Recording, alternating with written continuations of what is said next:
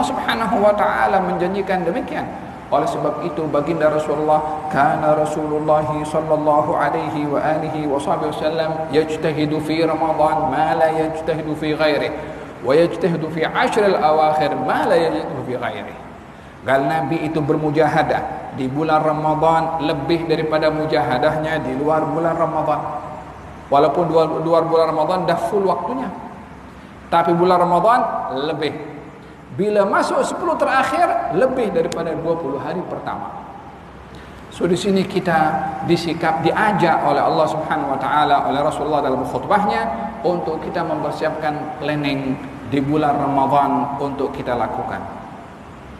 Catat dalam kita punya cerita. Saya ingin khatam satu Quran. 30 juzuk. At least. Ada yang mampu mungkin ingin mengkhatamkan 2 juzuk, dua kali khatam. Ada Imam Syafi'i khatam di waktu pagi, khatam di waktu malam, khatam 1 hari 2 kali khatam, 1 bulan jadi 60 kali khatam. Orang-orang dahulu itu kalau bulan Ramadan tafarruh, menghabiskan waktunya untuk Ramadan sahaja. Dan cara kedua menyikapi bulan Ramadan adalah dengan menyediakan planning untuk kita lakukan di bulan Ramadan. Yang ketiga, untuk kita berhadapan dengan bulan Ramadan, dituntut kepada kita untuk memahami fiqh Ramadan, memahami fiqh Ramadan dan hikmah Ramadan. Kenapa kita diperintahkan oleh Allah Subhanahu wa taala untuk berpuasa? Hadirin hadirat, setiap perintah yang ada dalam Al-Quran mestilah Allah meletakkan objektifnya. Kenapa? Supaya kita di dalam beribadah tidak hanya puas dengan selesai beribadah, sebelum kita mencari hikmah dan kesan ibadah yang kita lakukan. Bukankah kita kalau dalam kerja keduniaan, kita ingin cari kesannya dan implikasinya, baik itu dalam pendidikan, baik itu dalam perniagaan. So kita ada meeting dan kita tahu grafik keuntungan dan macam-macam, walhasil kita mendapatkan kesan daripada apa saja yang kita terlibat dalam hal keduniaan. Sama juga dalam akhirat, sama juga dalam ibadah. Coba kita lihat, Allah Subhanahu wa taala perintahkan kita untuk berpuasa, untuk salat. Lalu Allah sebutkan objektifnya, hikmahnya, kesannya. Katanya innas salata tanha 'anil fahsya'i wal munkar. Sesungguhnya salat mencegah orang daripada perbuatan keji dan perbuatan mungkar. Dia bukan hanya perintah suruh kita salat, tapi diberitahu objektif salat, hikmah salat, kesan salat, implikasi salat. Jadi orang yang salat mestilah dia cari, salat ini sudah dapat cegah saya daripada perbuatan keji dan mungkar atau tidak? Yang kedua, Allah Subhanahu wa taala berfirman mengenai puasa. Kenapa Allah Subhanahu wa taala menyuruh kita berpuasa?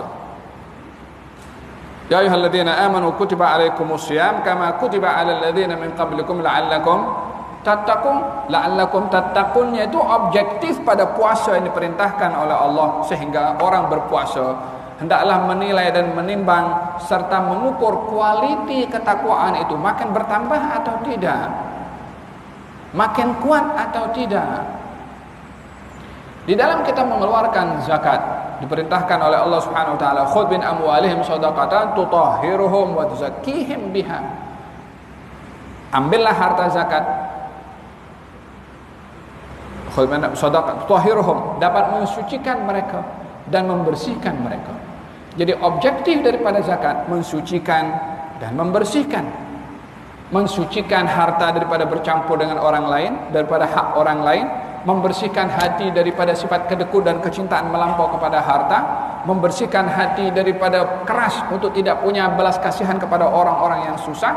Jadi pada salat ada objektif, pada puasa ada objektif, pada zakat ada objektif, dan setiap ibadah memiliki objektif. Berarti untuk tidak hanya alhamdulillah saya sudah selesai salat, alhamdulillah saya sudah berpuasa, belum cukup lagi. Anda mesti cari kesannya. Sebab apa? Berapa banyak tadi hadis yang disampaikan, berapa kam min sha'imin laysa lahu min siyamihi illa dhama. Berapa banyak orang berpuasa tapi tak dapat apa-apa kecuali haus. Wa kam min qa'imin laysa lahu min qiyamihi illa as-sahar. Berapa banyak orang solat tapi tak dapat apa-apa kecuali hanya letih sahaja. Solatnya ada, puasanya ada, tapi kesannya tidak ada, implikasinya tidak ada. Oleh sebab yang demikian, kata baginda Rasulullah sallallahu alaihi wa ala alihi wasallam, beliau bersabda, "Laisa as-siyam min al-akli wasyurbi faqat, was-siyamu min al-laghwi war-rafath." Bukan puasa itu hanya kita tahan diri daripada makan dan minum saja, tapi puasa itu adalah mencegah diri daripada hal-hal yang lagha dan hal-hal yang kotor yang dilakukan oleh mulut. Jadi dengan demikian kita perlu belajar objektif puasa, supaya puasa ini umpama transport yang membawa kita kepada destinasinya, kepada objektif yang kita cari. Apa objektif daripada puasa? Dalam hadis yang khutbah tadi disampaikan oleh Nabi SAW, katanya puasa ini wahwa syahrus sabri, puasa itu bulan sabar. Wasabru, dan sabar itu balasannya al-jannah, yakni syurga. Orang nanti bila masuk syurga, semoga kita termasuk orang-orang masuk syurga ya Rabbal Alamin, malaikat akan datang dan ucap tahniah, seperti mana Allah record dalam Al-Quranul Karim. Katanya, "Salamun alaikum bima sabartum." Salam sejahtera untuk kamu karena kamu sabar. Kenapa tidak dikatakan karena kamu sholat, karena kamu sedekah, karena kamu pergi haji? Semua ibadah itu perlu kepada sabar. Orang sholat kalau tak sabar, ekspres sholatnya 7 menit tarawih itu macam dia, kita tahu itu. Puasa perlu sabar, haji perlu sabar, sedekah perlu sabar, zakat perlu sabar, semua perlu kepada sabar. Walihada dalam Al-Quran didahulukan sabar daripada salat. Ista'inu bis sabri, salat. Minta kamu pertolongan dengan sabar dan salat. Sabar dulu. Sebahagian orang yang lemah, dia kata, "Ustaz, Habib, ini sabar ada batasnya, Habib." Tidak ada batas, kecuali Anda yang kasih batas. Di dalam sabar ini, kita bukan hanya sabar ke atas musibah, sabar dengan kerenah orang, tapi kita perlu sabar di dalam sabar. Sabar dalam sabar itu maksudnya kalau Anda punya sabar itu limit, tambahkan lagi limitnya bisa lebih besar. Tapi tak ada batasan untuk membatasi sabar. Bila Anda membatasi kepada sabar, Anda gagal memahami arti sabar. Kita diajarkan berpuasa wahwa syahrus sabri. Itu bulan Ramadan, bulan Anda untuk bersabar. Latih diri sabar 1 bulan untuk Anda bersabar 11 bulan.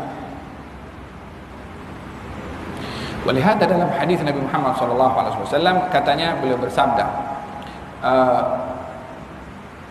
kalau kamu sedang berpuasa, dalam hadis Nabi Muhammad SAW, hendaklah kamu jangan menengking orang. Fa idza kana shamu yaumi ahadikum, kalau kamu sedang berpuasa, jangan mengata, jangan bertindak dengan tindakan yang salah, jangan menengking, dan janganlah mengata dengan mengeluarkan kata-kata yang lucah.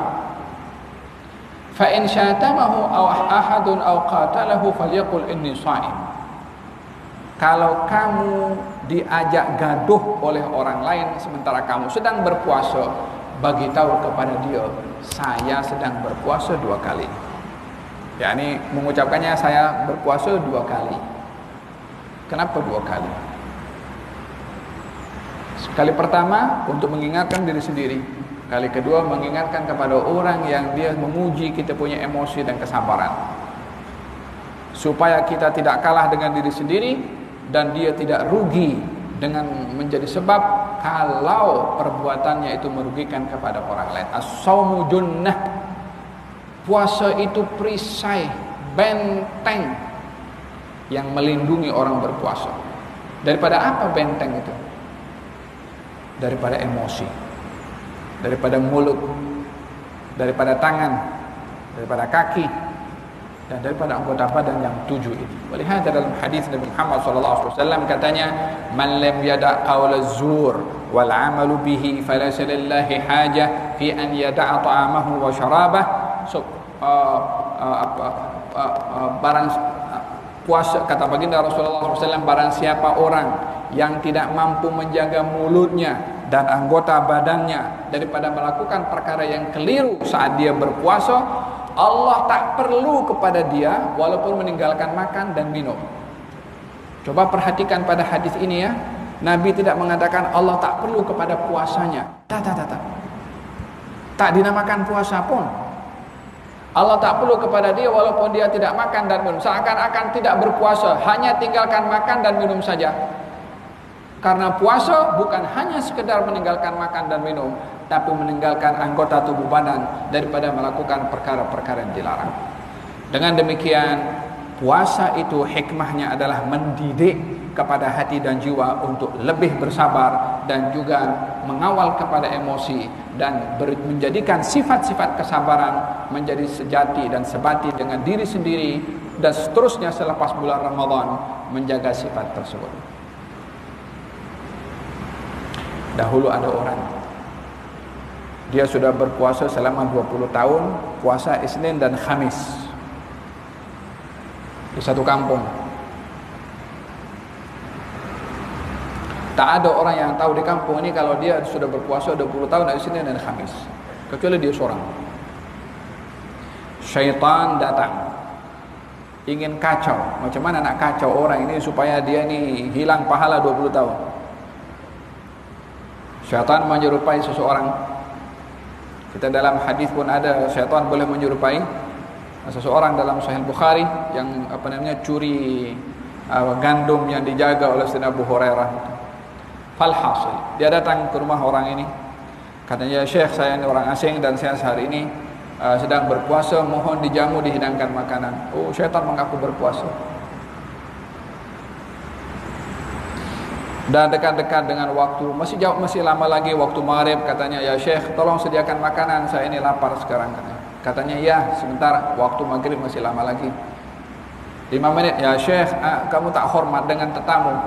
Saya ini sudah lama tunggu, saya tak nampak hidangan makanan yang kamu perlu hidangkan. Katanya, sabar sekejap.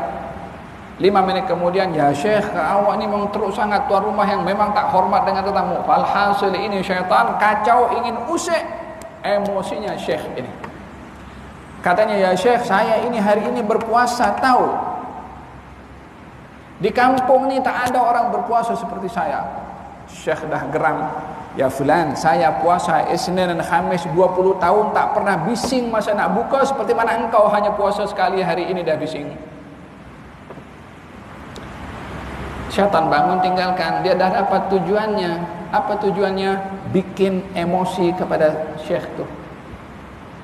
Sampai dia pun cerita, aku dah 20 tahun. Tadinya orang tak tahu. Sehingga menunjuk-nunjuk dengan amal perbuatan. Jangan kalah dengan ini, puasa mendidik kita punya emosi. Balik rumah jangan marah-marah. Jangan banting pinggan. Kalau nasi ataupun makanan kurang garam, anggap saja banyak garam. Kurangkan emosi, sabar.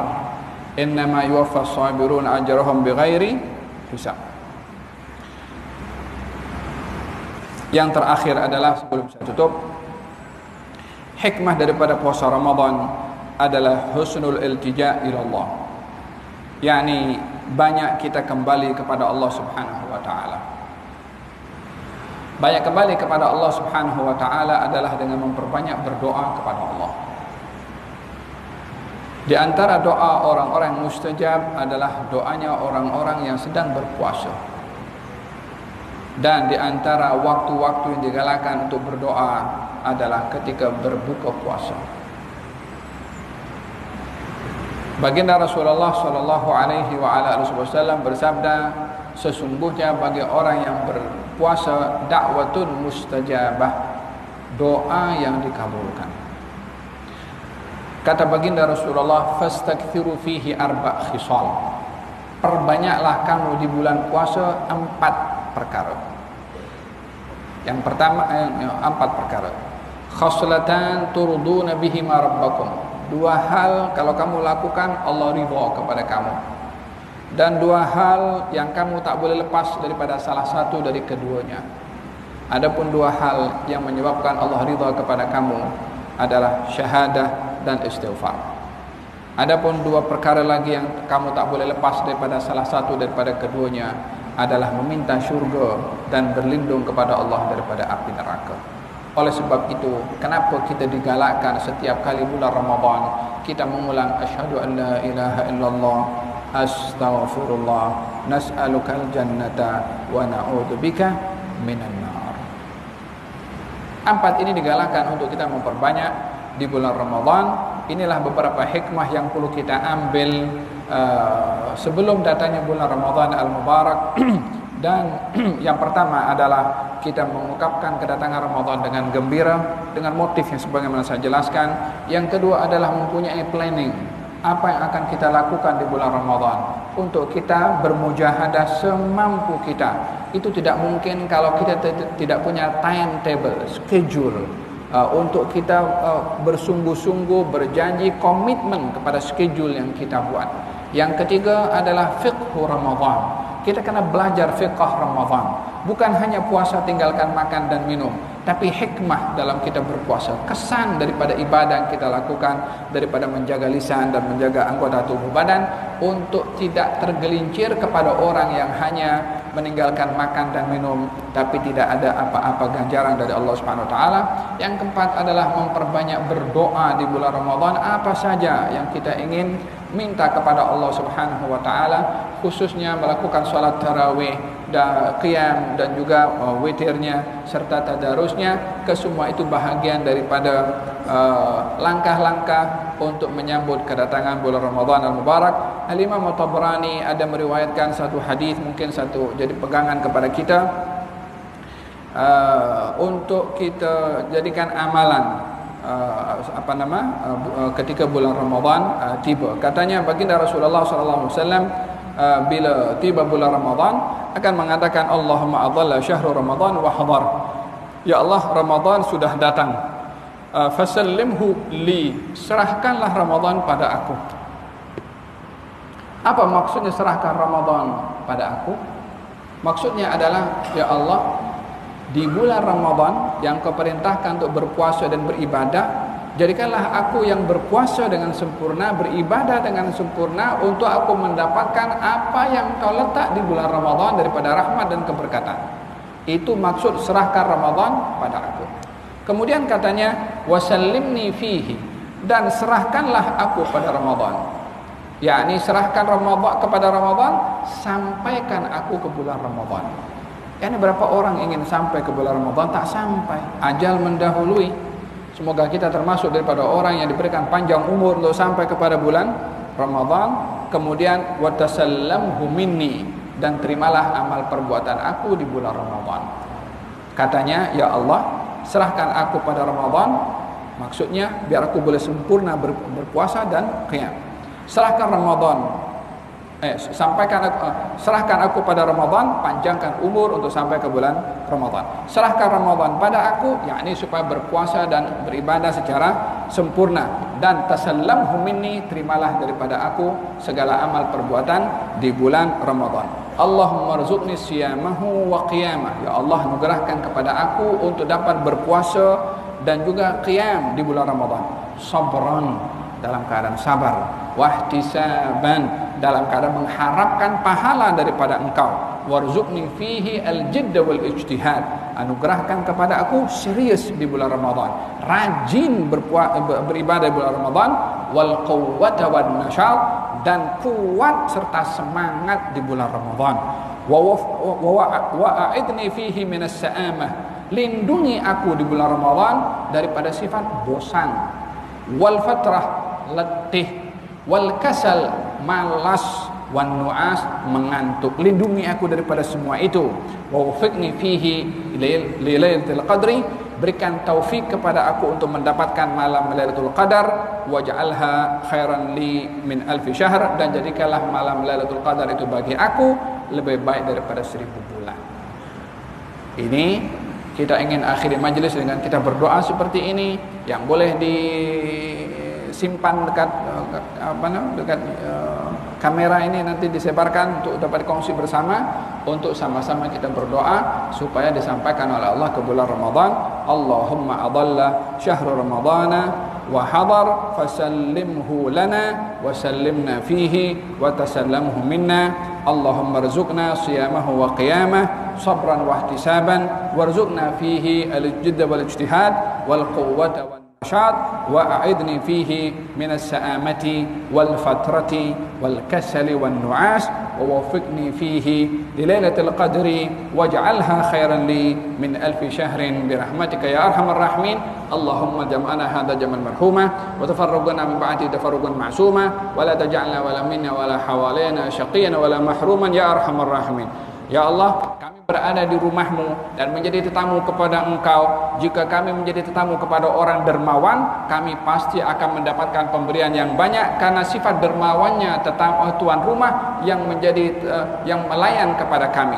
Tapi malam hari ini ya Allah, Engkau adalah menjadi tuan rumah, Engkau yang maha dermawan, dan segala kedermawanan yang ada hanya Engkau saja memberikan kepada mereka. Engkau mempunyai nama Al-Jawad, yang maha dermawan. Engkau punya nama Al-Wahhab, yang maha memberi.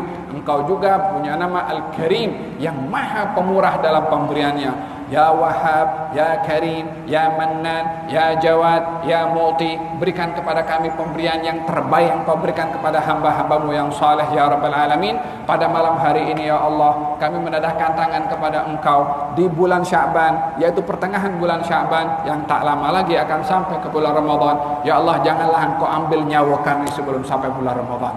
Sempurnakanlah kami untuk dapat bulan Ramadan yang akan datang, dan Ramadan tahun yang berikutnya, sepanjang Ramadan yang ada dengan izin-Mu ya Allah. Engkau berikan kami umur yang panjang untuk dapat meraih pemberian-Mu yang terbesar. Engkau berikan kepada orang-orang yang saleh di bulan Ramadan ya Arhamar Rahimin. Berikan kepada kami taufik untuk kami dapat beribadah secara sempurna, puasanya, qiyamnya, tadarusnya, sedekahnya, zakatnya ya Arhamar Rahimin. Berikan kekuatan kepada kami, dan juga berikan kepada kami istiqamah, dan berikanlah kepada kami malam Lailatul Qadar ya Rabbah ya Ghawthah ya Allah ya Arhamar Rahimin. Jadikanlah Ramadan dan puasa yang Engkau sandarkan kepada Engkau yang Maha Agung dan Maha Mulia. Jadikanlah ibadah puasa itu menjadi basahan siraman rohani bagi kami, untuk kami dapat mengawal emosi kami, dan kami tidak kalah dengan emosi kami. Ya Rabbal Alamin, jadikan Ramadan dan puasa sebagai sebab yang menguatkan hati dan jiwa berhadapan dengan emosi, mengalahkan kepada emosi dan bukan dikalahkan oleh emosi. Ya Arhamar Rahimin, Ya Arhamar Rahimin, Ya Arhamar Rahimin. Berikan kepada pengurus masjid Al-Bukhari kesehatan, keberkatan, dan juga diberikan keikhlasan usaha mereka untuk mengimarahkan rumahnya Allah Subhanahu wa taala. Diberikan oleh Allah Subhanahu wa taala keberkatan pada umurnya, pada rezekinya, pada keluarganya, pada rumahnya, pada pekerjaannya, pada tugasannya, dan diberikan oleh Allah Subhanahu wa taala balasan orang-orang yang berkhidmat kepada rumahnya Allah Subhanahu wa taala, yang Allah muliakan mereka seperti para anbiya yang berkhidmat di rumah Allah Subhanahu wa taala. Ya Arhamar Rahimin. Wa sallallahu ala sayyidina Muhammadin wa ala alihi wasallam. Walhamdulillahi rabbil alamin. Jazakumullahu khairan. Wassalamu alaikum warahmatullahi wabarakatuh.